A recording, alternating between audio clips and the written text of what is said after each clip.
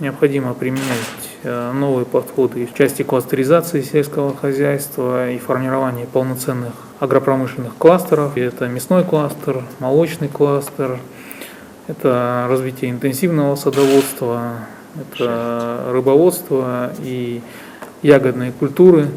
Тем более, учитывая и климатические условия, и другую тенденцию, в некоторых регионах мы с вами можем получать не один, а два урожая в течение года.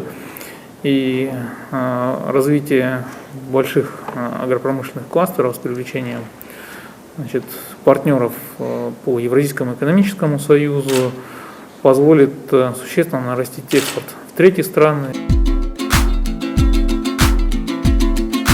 Премьер-министрдин милдетин аткарып жаткан Артем Новиков жазгы тала иштерине даярдык көрүү боюнча кеңешме өткөрүп, айыл чарба, тамак-аш, өнөр жайы жана мелиорация министрлигине бир катар тапшырмаларды берди.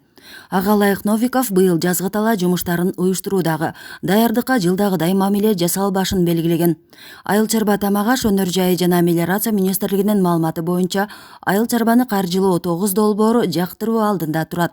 Быйыл жеңилдетилген кредит берүү үчүн пайыздык үстөктөрдү субсидиялоого 1 миллиард 1 миллион сом бөлүнүүдө. Бул фермерлерди 6 миллиард сомдон ашуун суммадагы жеңилдетилген насыя менен камсыздоого мүмкүндүк берет. Мындан тышкары айыл чарба тармагындагы ГИС технологияларды ишке киргизүү боюнча долбоор ишке ашуу алдында турат. Кеңешменин жыйынтыгында айыл чарба министрлигине февралдын башына чейин бир катар тапшырмалар берилген. По сравнению с другими отраслями, сельское хозяйство показало определенную устойчивость.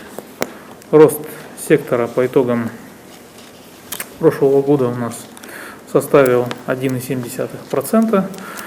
При этом доля сельского хозяйства в структуре ВВП увеличилась с 11,7% на 13,5%. Но это в большей степени связано с тем, что произошло снижение по другим секторам.